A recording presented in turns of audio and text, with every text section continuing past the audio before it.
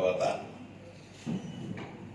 రాజకీయాలు వేడెక్కే ఇతర వ్యవహారాలు బాగా జోరు అందుకుంటున్నటువంటి నేపథ్యంలో సర్వేపల్లి నియోజకవర్గంలో మరింత జోరుగా వేగంగా ఈరోజు రాజకీయాలు జరుగుతున్నటువంటి సందర్భం.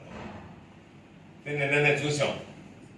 సోమిరెడ్డి 20 సంవత్సరాల తర్వాత శాసనసభ్యుడి హోదాలో కృష్ణపట్నం పోర్టుకు వెళ్లి కంటైనర్ టెర్మినల్ గురించి కొన్ని వ్యాఖ్యలు చేయడం జరిగింది. అంటే ఆయన ప్రతిపక్షంలో ఉన్నప్పుడే ఇక్కడి నుంచి కంటైనర్ టెర్మినల్ తరలిపోయిందని, దానికి నేను కారణమని రకరకాలైనటువంటి మాటలన్నీ కూడా ఆయన మాట్లాడడం జరిగింది.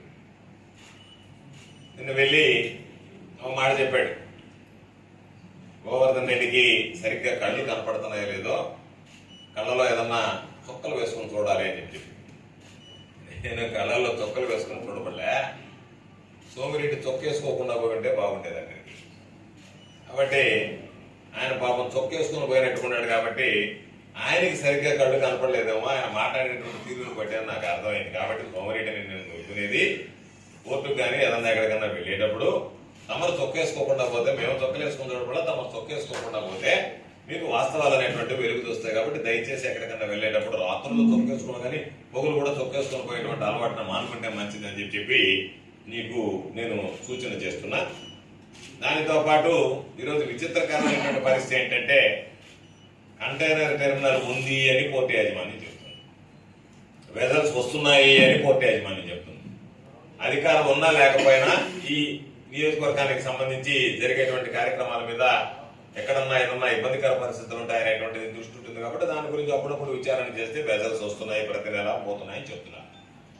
ఈయన నేను వెళ్ళి ఊహించినటువంటి స్థాయిలో కంటైనర్ టెర్మినల్స్ రాలేదు అని అంటే వాళ్ళు చెప్పేటువంటి మాట, వ్యాపారం ఉంటే మేము కంటైనర్ టెర్మినల్ ఉన్నాయి, కంటైనర్ టెర్మినల్ మూసివేయలేదంటే ఈయనే కంటైనర్ టెర్మినల్ మూసివేస్తారని చెప్పి వాళ్ళ దగ్గరికి వెళ్ళి మీరు మూసివేస్తున్నారంటే అయ్యా మేము మూసివేయడం లేదు అని చెప్పినా ఆయన రకరకాలైనటువంటి మాటలు మాట్లాడతా ఏదో అక్రమ టోల్ గేట్లు పెట్టినారు.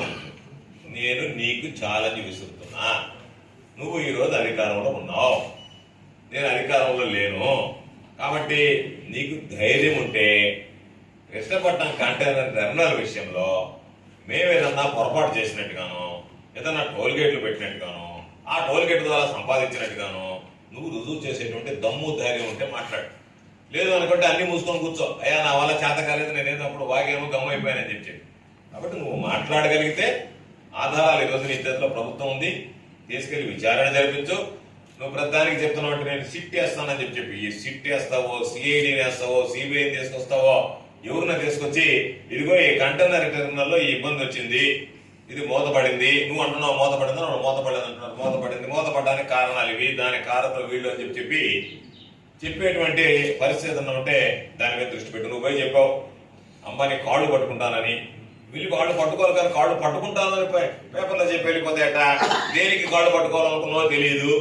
ఎన్నికలకు ముందు ఒకసారి కాళ్ళు పట్టుకోవడానికి ప్రయత్నిస్తే వాళ్ళు కాళ్ళు అప్పచెప్పలేదు, మళ్ళా రెండోసారి పోయినట్టుకున్నావు. కాబట్టి అంబానీ కాళ్ళు నీ కలెక్షన్ కోసం పట్టుకోవడానికి వెళ్ళావా, లేదా ప్రజల అవసరాలకు సంబంధించినటువంటి కంటైనర్ విషయంలో వెళ్ళావా అనేటువంటి దాని మీద స్పష్టత లేనటువంటి పరిస్థితి. కాబట్టి చందాల కోసం ఒకవేళ నువ్వు వెళ్ళి దాని కాళ్ళు పట్టుకున్నా నీ దందాలు పాపం లేఅవుట్లు వాళ్ళు ఈ సర్వేపల్లి నియోజకవర్గంలో అయ్యా నీ దందాలు ఆపు, నీ కాళ్ళు పట్టుకుంటామని చెప్పి నీ చుట్టూ తిరుగుతున్నారు.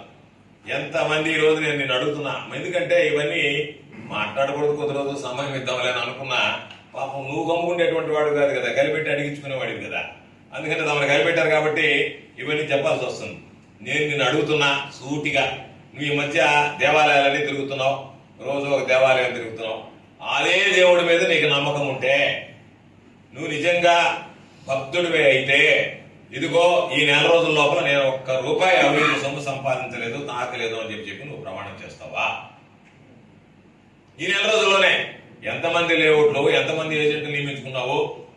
జెన్కోలో ఉండే యాష్ పాండ్ దగ్గర నుంచి, జెన్కోలో ఉండేటువంటి యాష్ పాండ్ కి సంబంధించినటువంటి దగ్గర నుంచి నియమ నిబంధనలకు విరుద్ధంగా ఈరోజు వాటి అన్నిటినీ దోచుకుంటా. ఎందుకంటే ఈరోజు నువ్వు నీ కొడుకు దోచుకుని వెళ్ళిపోవచ్చు, రేపు ఉండేటువంటి వాళ్ళు పదవి విరమణ కూడా చేయొచ్చు. అయినా ఏదన్నా విచారణ జరిగినప్పుడు వాళ్ళు దోషులుగా నిర్ధారింపబడి నీ వల్ల వాళ్ళు శిక్ష అనుభవించాల్సినటువంటి పరిస్థితులు వస్తాయి తప్ప ఒక నెల రోజుల లోపలనే నియోజకవర్గం మొత్తం అబ్బాయి నిటభరించాలబ్బా ఇదేనని చెప్పి కోడే కోసం తమకు తీసుకున్నటువంటి తమరి ప్రగతి అభివృద్ధి. ఎందుకంటే నువ్వు అభివృద్ధికి సంబంధించినటువంటి ప్రణాళిక ఏమి లేదు, కానీ అవినీతికి సంబంధించి మాత్రం చక్కటి రోడ్డు మ్యాప్ ఒకటి తయారు చేసుకుని దాంట్లో బిజీగా కనపడుతున్నట్టుగా ఉన్నావు.